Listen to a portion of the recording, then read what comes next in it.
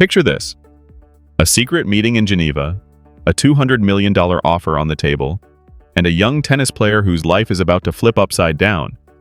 When Roger Federer decided to invest in Alex Eala, nobody saw it coming. And when the details leaked, the tennis world lost its mind. This isn't your typical sponsorship story. We're talking about power, legacy, and a deal so controversial it split the entire sport down the middle. Some called it genius. Others? They said it was exploitation disguised as opportunity. So what really happened behind those closed doors?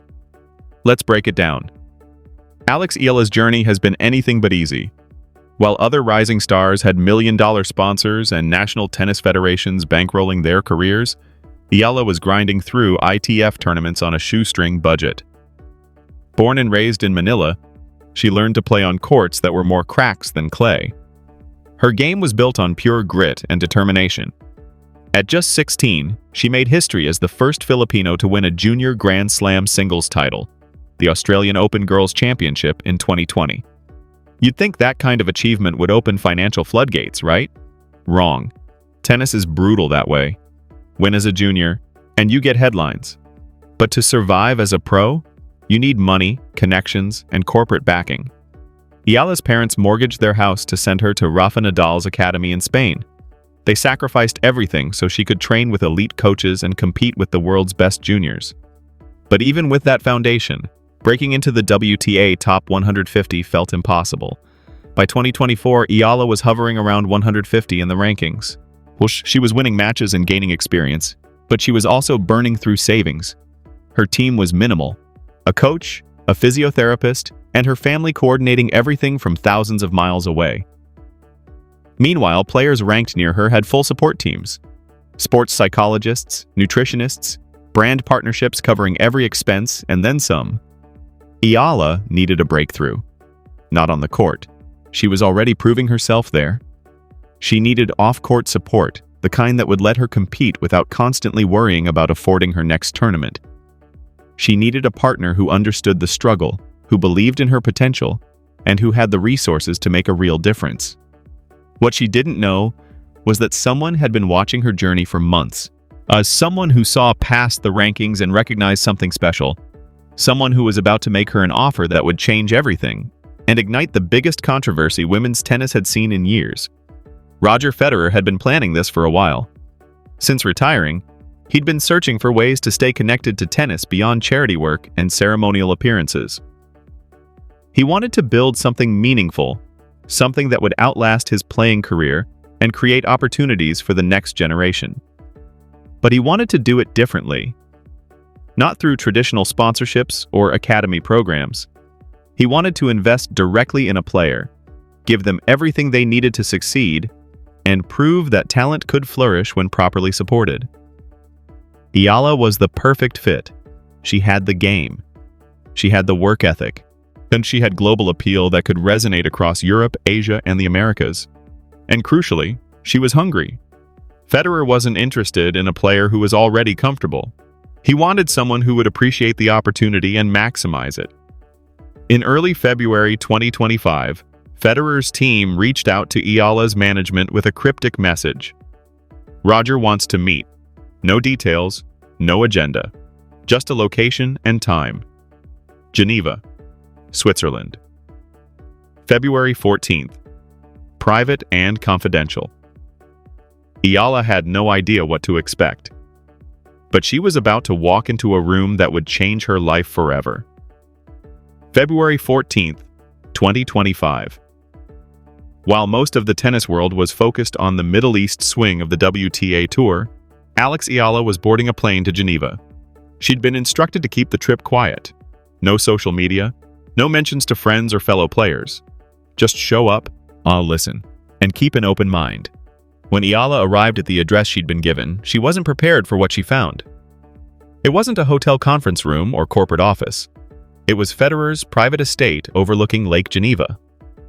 Waiting for her, Roger Federer, his longtime agent Tony Godsick, 2 lawyers, and a financial advisor from one of Switzerland's most prestigious wealth management firms. Federer greeted Eala warmly, but the tone quickly shifted. This wasn't casual mentorship talk. This was business. Serious business. Federer got straight to the point. He wanted to invest in Eala's career, not sponsor her, invest in her. And he was prepared to commit $200 million over 10 years to do it. Eala sat in stunned silence as Federer laid out the plan. This wasn't just about covering training expenses or travel costs, and it was a complete career ecosystem. Federer's team would build a world-class support structure around her. Elite coaches, performance scientists, mental conditioning specialists, marketing professionals, brand strategists. They would handle everything so Eala could focus solely on tennis. But there was more. Federer wanted to create a partnership. He would own 40% of Eala's future earnings. Prize money, endorsements, appearance fees, everything. In exchange, he would guarantee her financial security regardless of results. Even if she never won another match, she'd receive a base salary of $2 million per year. If she cracked the top 50, that figure would increase. Top 20, even more. And if she won a Grand Slam, the payout would be massive. Federer's argument was compelling, yet he told Eala that tennis has a fundamental problem. Players outside the top 50 struggle to afford the support systems they need to succeed. It's a vicious cycle that keeps talented players trapped. His model would break that cycle. By guaranteeing financial stability up front, players could hire the best teams, take risks, and compete for the top without fear. But Federer wasn't doing this out of pure charity. He was upfront about it. This was an investment. He believed Eala could become a top 10 player, a Grand Slam champion, and a global brand. If that happened, his 40% stake would be worth far more than the $200 million he was putting in. It was a bet on her talent, a bet he was willing to back with generational wealth. Eala's head was spinning. This was beyond anything she'd imagined. The money alone would transform her family's life. Her parents could stop worrying. She could hire anyone she wanted, train anywhere, compete without stress, and finally focus on becoming the player she knew she could be. But there was a catch. The deal required exclusivity. Eala couldn't sign with traditional sports agencies or pursue independent sponsorships without Federer's approval. She'd essentially be operating as a Federer-backed enterprise. Career decisions would be collaborative, but Federer's team would have final say on major moves. The lawyers walked Eala through the contract. It was thick, detailed, and legally airtight. Federer wasn't playing around. This was a real business arrangement with real stakes. Eala had 72 hours to decide. No pressure, Federer said, but he also made it clear this offer wouldn't come around again. Eala left Geneva in a daze. She called her parents, her coach, tried to process what had just happened. Should she take the deal? Was this the opportunity of a lifetime, or was she giving up too much control? She had 3 days to decide her future, but she never got to make that decision privately. 2 days later, the entire world found out. February 17th, 2025. A sports reporter at The Athletic dropped a bombshell. Details of Federer's secret $200 million deal that could change women's tennis forever. The article had everything. Specifics of the Geneva meeting, quotes from unnamed sources close to the negotiations, and most damaging of all, leaked excerpts from the proposed contract showing Federer's 40% ownership stake in Eala's career. The tennis world exploded. Within hours, the story was everywhere. ESPN, Tennis Channel, BBC Sport, and social media platforms flooded with reactions, hot takes, and outrage. The narrative formed instantly. Roger Federer, one of the wealthiest and most powerful figures in sports, was trying to buy a young player's career. The optics were terrible. Within 6 hours, the WTA issued an emergency statement. It was carefully worded, but clearly concerned, emphasizing that while the WTA supports player empowerment and financial opportunities, any agreements involving ownership stakes in player careers would be reviewed under WTA regulations. Translation: this deal might not be allowed. Player reactions came fast and fierce. Some were supportive. Ons Jabeur tweeted, "If this helps Alex's career and secures her family's future, who are we to judge? Players deserve financial security too." But others weren't so forgiving. One anonymous top 20 player told Sports Illustrated, "This sets a dangerous precedent. What happens when more billionaires start buying young players? Does tennis become a marketplace where talent is owned like stocks? That's not the sport I signed up for." Jessica Pegula, one of the tour's wealthiest players due to her family's fortune, posted a nuanced social media thread. She acknowledged the appeal of guaranteed income, but questioned whether giving up 40% of future earnings was sustainable. "I understand the temptation, especially for players without financial backing," she wrote. "But 40% for life? That's not mentorship. That's ownership. And I'm not sure that's healthy for the sport." The criticism intensified when sports business analysts started crunching numbers. If Eala reached the top 10 during her career, she could potentially earn over $50 million in prize money alone.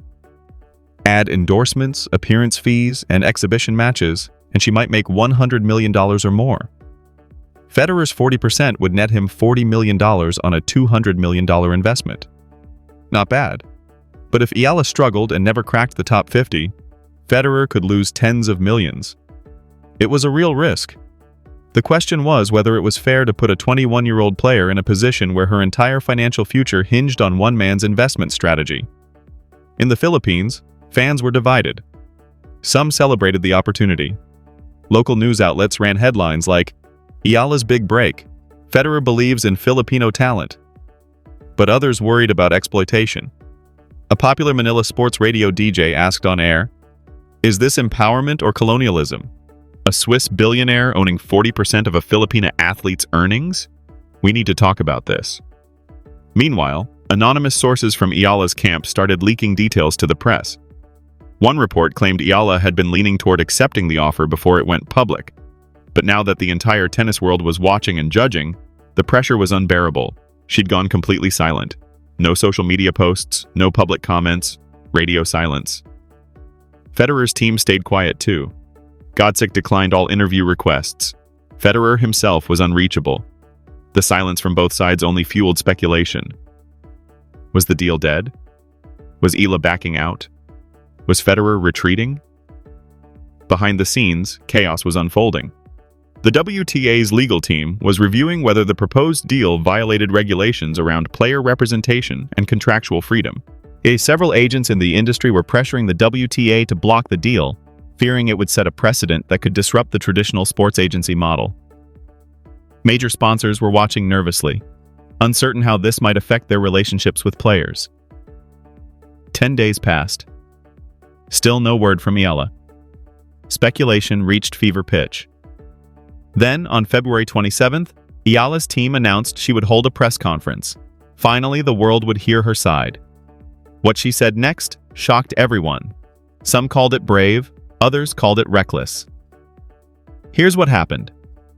May 2025, 3 months after accepting Federer's deal. Alex Eala sat down for her first in-depth interview since the controversy began. She chose a Filipino journalist from Rappler, someone she trusted to tell the complete story without sensationalism. The conversation was raw, honest, and revealing. Eala opened up about the pressure, the criticism, and the reality of living under the weight of a $200 million deal. "People think this money just showed up and fixed everything overnight," she said. "It didn't. The first month was the hardest of my career. I couldn't escape the criticism. Every time I opened social media, someone was calling me naive or saying I'd been taken advantage of. It got to the point where I had to delete apps from my phone just to focus on training." But Eala also shared what the deal had actually provided. Within weeks of signing Federer's contract, his team had assembled a world-class support system around her. She was training with a former top 10 player as her primary coach. She had access to biomechanics specialists analyzing every aspect of her game. She was working with a sports psychologist who helped her manage the mental pressure of competition and public scrutiny. Most importantly, she had financial peace for the first time in her career. Eala didn't have to worry about affording her next tournament.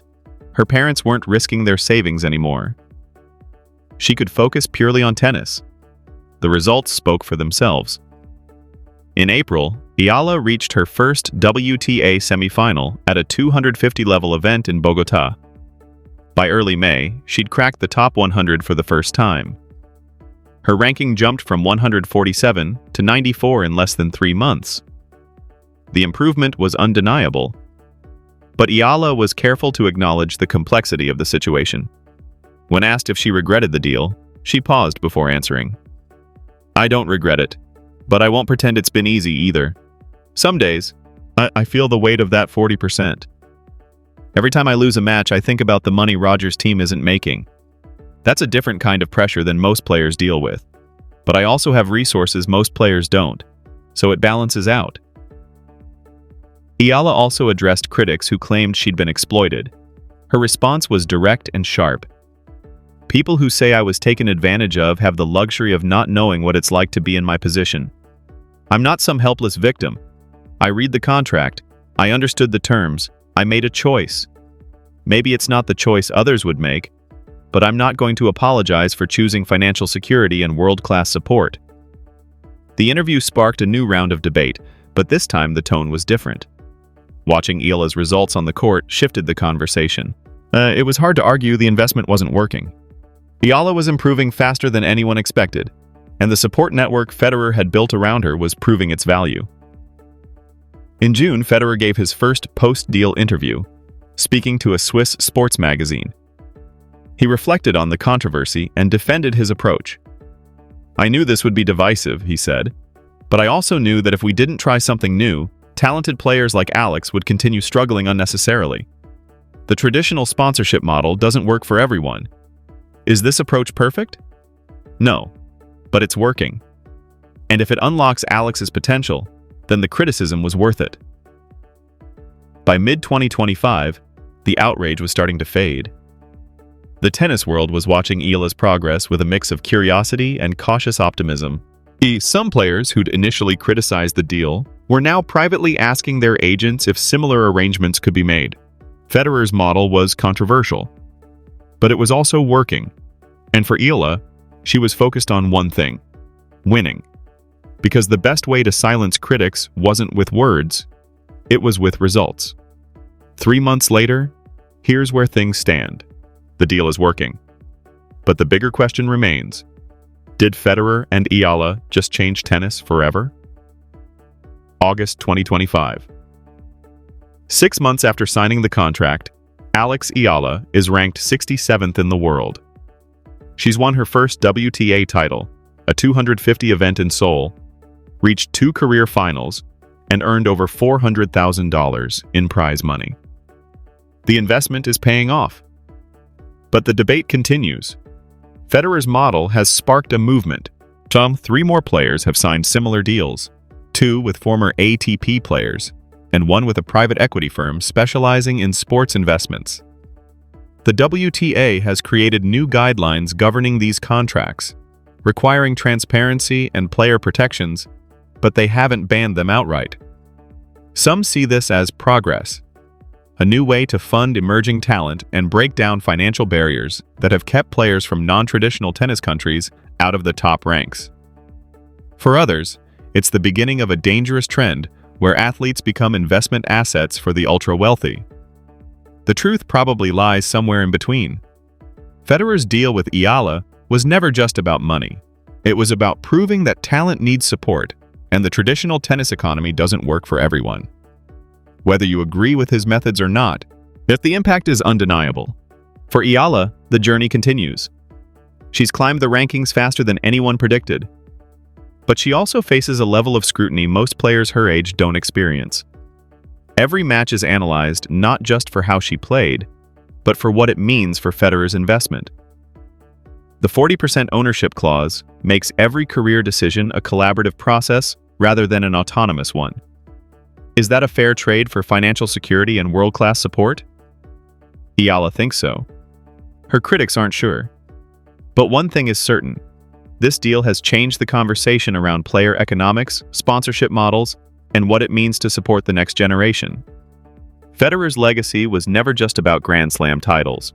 It's about grace, generosity, and using his platform to lift others up. Whether this deal enhances that legacy or complicates it depends on who you ask. But it started a conversation tennis needed to have.